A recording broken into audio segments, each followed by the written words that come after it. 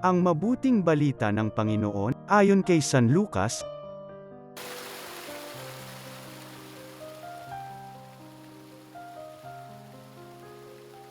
Noong panahong yun, samantalang nagsasalita si Jesus sa mga tao, may isang babaeng sumigaw mula sa karamihan at nagsabi sa kanya, "Mapalad ang babaeng nagdala sa inyo sa kanyang sinapupunan at nagpasuso sa inyo." Ngunit sumagot siya, "Higit na mapalad ang mga nakikinig sa salita ng Diyos at tumutupad nito." Ang mabuting balita ng Panginoon.